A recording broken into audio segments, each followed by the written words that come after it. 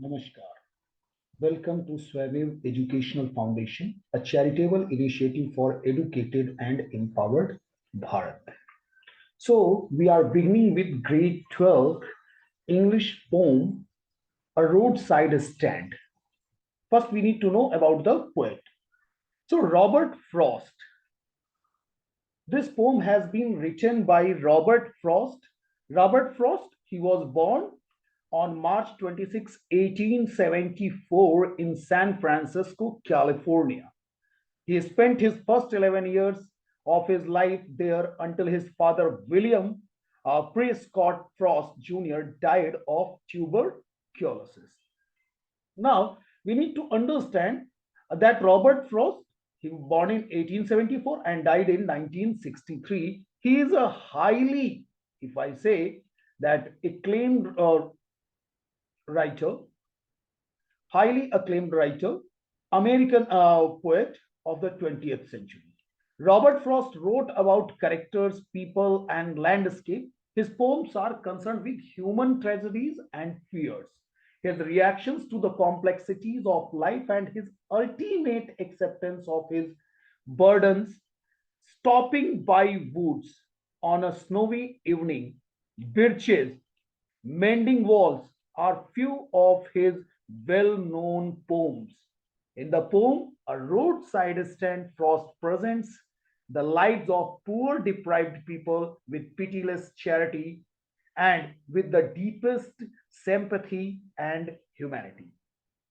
So, before that, let us try to understand about the poet. So, Robert Lee Frost was an American poet born in USA. He was considered as the voice of America.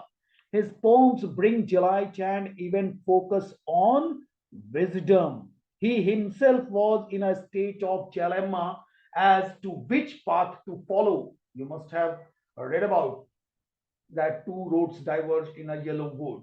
So this line has been taken from there. So in the end, he made a choice by following the less traveled one and kept the other road for Sunday.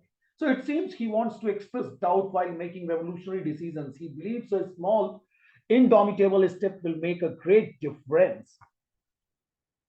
So if we talk about the main theme of the roadside stand, so basically, if I say in simple words, the poem Roadside Stand deals with the struggling and vulnerable lives of countryside people and how the city dwellers don't even pay any heed to their helpless conditions or helpless conditions. Further, the city dwellers don't think about the struggles they face while selling their goods. Robert Frost shows a sympathetic attitude towards these impoverished masses and feels compassion for them. If I have to explain a little more about the summary, so I'll say that there is a roadside stand at the edge of the road. Those who established it certainly did so to earn money. They expected their prospective customers to stop there and buy things, but the rich and the refined people drive past without stopping there. The roadside stand offers ordinary things for sale like wild berries, golden gourds, etc. But the people who run this stand hope for city money.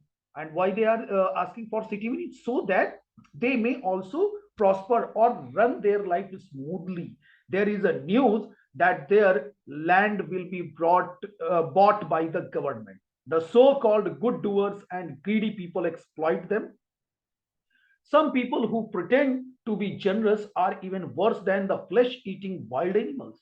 These greedy people, especially here, when we talk about the greedy peoples, they are the politicians and all these people. So, what happens?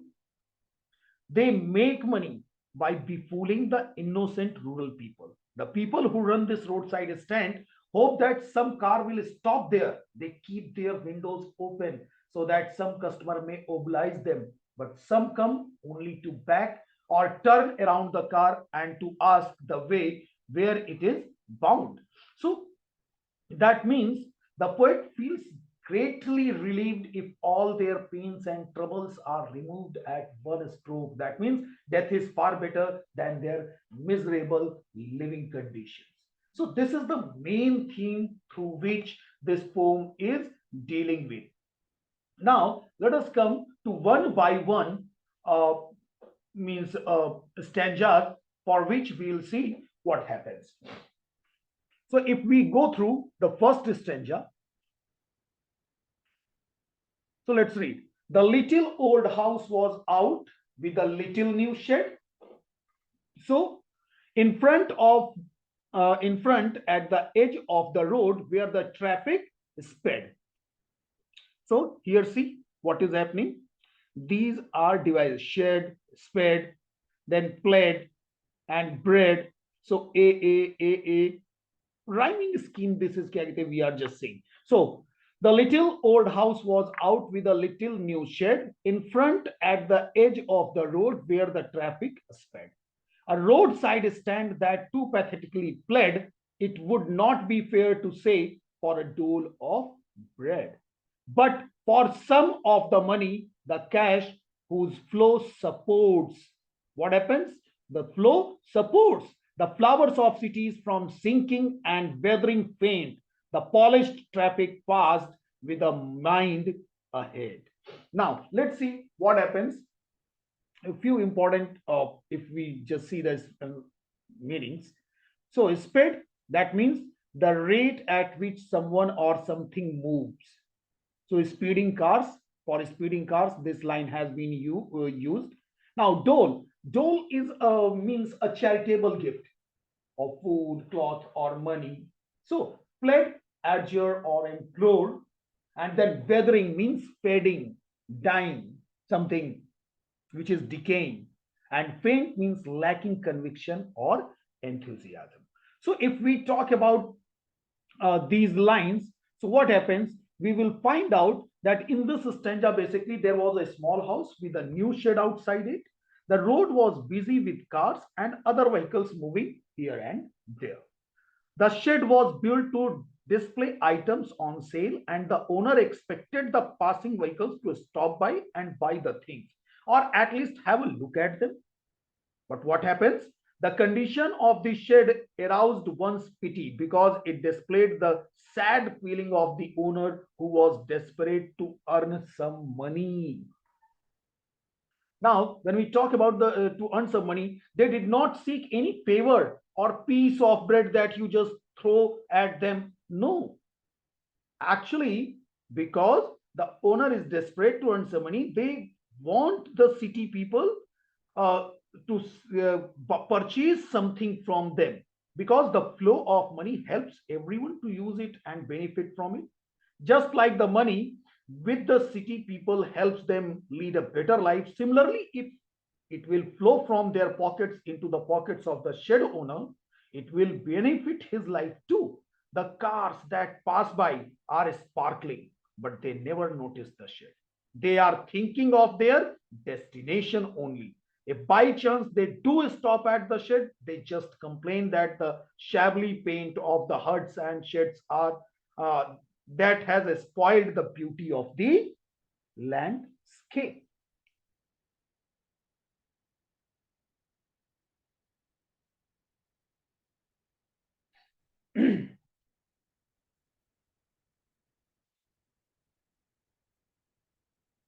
So next stanza, there has been an extension of the okay. So or if ever aside a moment, then out of sorts at having the landscape marked with the artless paint of sign that were so of signs that with n turn wrong and s turned wrong. So that means north and south direction, which has been shown by these have been turned around. North has become south and south has become north. Offered for the sale wild berries in wooden cart, or croup necked golden squares with silver warts. Mud means a spoiled, quartz means vessel, what's a small fleshy bump on the skin or mucous membrane caused by human papillomavirus. So what happens? The traffic belong to the well-to-do class and expresses their disgust at the display boards. Farmers' imperate eyes had little impact on them. So the farmer is sitting, they are just watching them, that how they are passing by, but it does not affect them. They offer freshly extracted squash and juice to them, kept in antique looking jars, still not entertained by the city fog. They look down upon and feel low in buying these goodies from them. It looks like their wealth has made them blind as they are unable to go down their status to buy such things. Now, stanza 3. If we talk about or beauty rest in a beautiful mountain scene. You have the money, but if you want to be mean, why you keep your money this crossly and go along? The hurt to the scenery wouldn't be my complaint so much as the trusting sorrow of what is unsaid. Here, far from the city, we make our roadside stand and ask for some city money to feel in hand, to try if it will not make our being expand and give us the life of the moving picture promises that the party in the power is said to be keeping from us. So, poet says that people living in these sheds are poor, their surroundings are not well maintained, the signboards indicating directions of north and south are pointing towards the wrong direction. The sheds have palm produce on sale, wild berries, golden squares, fruit with silver colored mark on it, kept in wooden basket. The place is beautiful and people should stop here and enjoy the mountain scenery. If they have money, then they should buy something. But if they are selfish, then they should keep their money with themselves and not stop there. The poet says that he does not complain that the shed have spoiled the scenery of the place. Not at all. The poet says that these people who have opened the shed are keeping faith in a promise which was never done to them. Here, the promise is their expectation that the cars passing by will stop at the shed and buy some stuff from them. They have built this shed far from the city and they expect that the city people will flow some money out of their pocket into the hands of the shed owner. The shed owner wants to feel the money on his hands, just like they see in pictures that the one who works hard achieves quick success and money. They have laid their trust on these ideas and expect to get some money. Frost adds that the political party in the power has stopped the flow of cash from the city dwellers to the rural people.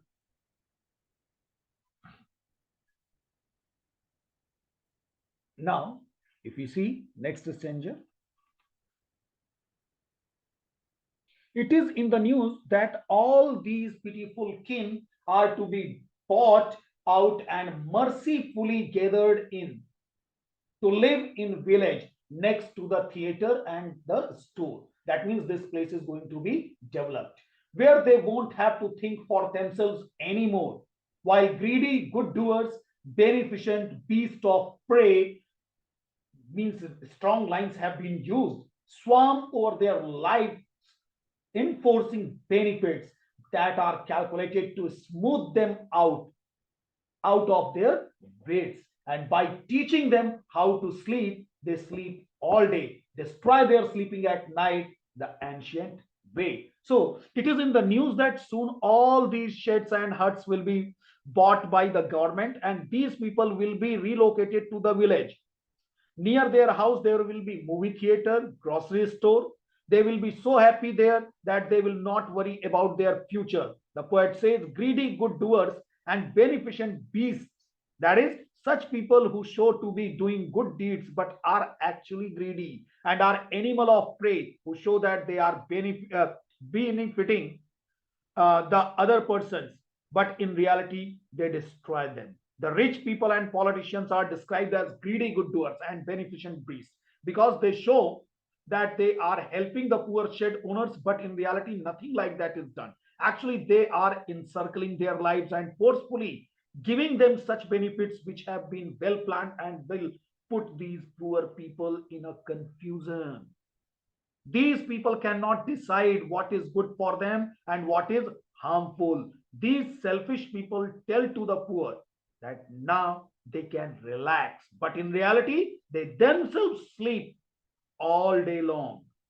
Also, they destroy their sleep at night too, as has been happening since the past.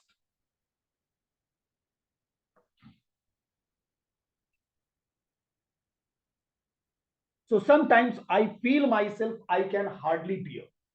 The thought of so much childish longing in vain, the sadness that lurks near the open window there, that waits all day in almost open prayer for the squeal of brakes, the sound of a stopping car, of all the thousand selfish cars that pass, just one stops, and for what? To inquire what a farmer's prices are. And one did stop, but only to plow up grass, in using the yard to back and turn around, and another to ask the way to where it was bound. So what happens? The poet says that this kiddish desire in the hearts of these shed owner is useless. He cannot tolerate their sadness, which they go through when they open the window of shed, waiting for a car to stop and buy something. They wait there the whole day, and it seems that they are doing a prayer, seeking a buyer for their goods. They pray for the vehicle to stop on the brakes and want to hear a car to stop by. But what happens? There are many cars carrying selfish people, but hopefully some may stop. Like why? They are stopping just to ask the prices of the produce grown by the farmers there. One car did stop there, but just to disturb the grass, matlab plow away to remove. When they back their car and turn around. So some stop by to ask the direction. Some cars stop to buy fuel for their cars. And poet gets annoyed and says that do they not have any idea that these poor people cannot afford to sell fuel? So next.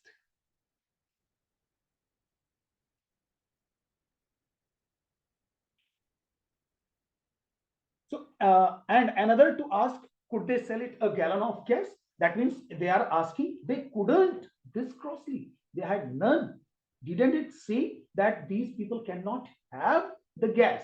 No. In country money, the country scale of gain, the requisite lift of spit has never been found. Or so the voice of the country seems to complain. I can't help owning the great relief it would be to put these people at one stroke out of their pain. And then next day, as I come back into the scene, I wonder how I should like you to come to me and offer to put me gently out of my pain. So the poet says that uh, some people stop here to ask for the means whether they have fuel, but they do not just try to understand that these poor people cannot afford to sell fuel. He adds that the kind of work these villagers do and the kind of things they sell, it cannot lead to the required upliftment. The resources are too less to help them get rid of their problem. Their situation demands such a solution which would be a relief to put them out of their problems in one go. The next day, the people poet thinks that when it is he is realistic, then he expects the rich to visit and help them get rid of their problem in one go, perhaps with death. If we see in this poem, in different lines, there are different types of figure of speech which have been used. For example, if we say polished traffic, it has been transferred epithet. Selfish cars, cars are not selfish, isn't it? The people who are sitting inside the car, they are selfish. So personification has been used like a roadside stand that too pathetically played. So roadside stand is not asking for anything, but the people who are sitting inside, they are asking for something. Now, metaphor, trusting sorrow. Oxymoron and alliteration have been used like greedy good doers. Oxymoron. How can a greedy person can do good things? And beneficent beasts. It is BB. That's why it is alliteration.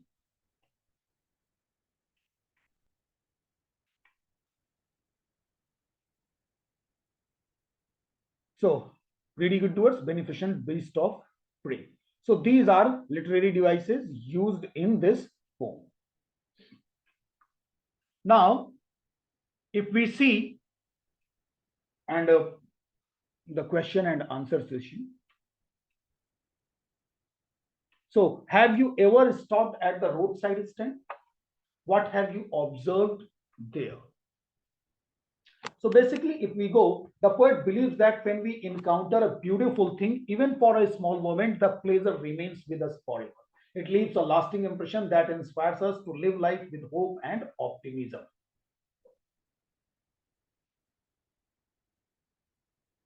So whenever we stop on a roadside stand, what we see?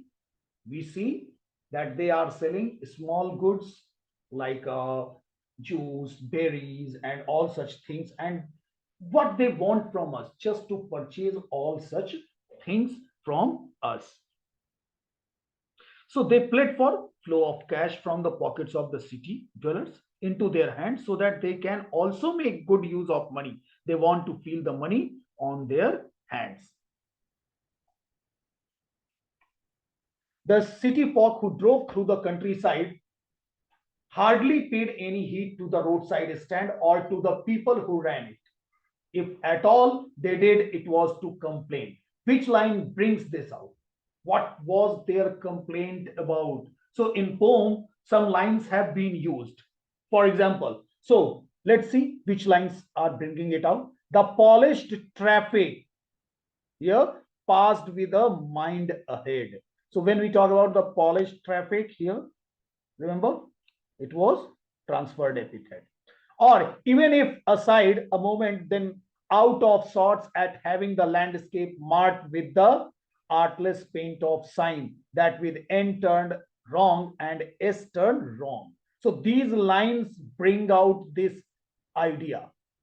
They only complain, they stop there only to complain, not to do anything. According to the city folk, these stalls with in artistic signboards blemish the scenic beauty of the landscape. That means they feel that these people who are living in huts and their roadside stands are useless, they are marring the beauty. Now, the government and other social service agencies appear to help the poor rural people, but actually do them no good. Pick out the words and phrases that the poet uses to show their double standards. If you remember in this poem, we have discussed it. So the poet criticizes the double standards of the government and other social service agencies who promise to improve the standard of living of these poor farmers and show them the rosy side of life. Yet, when the time comes to deliver their promises, they either forget them or fulfill them, keeping in view their own benefits.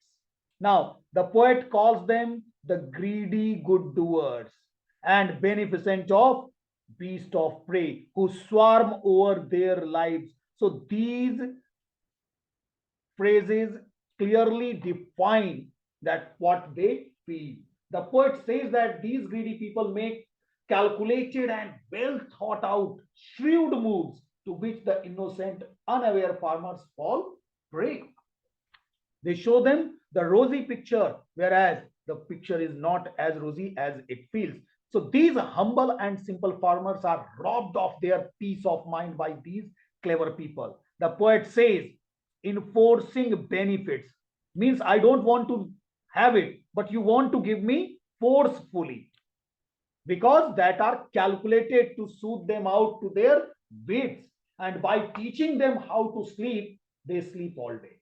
They will say that you have to sleep, and how they have to sleep. Instead of making them sleep, they themselves are sleeping. And instead, they are forcing these farmers to destroy their sleep at night. The ancient way, since ancient time, they have been disturbing them.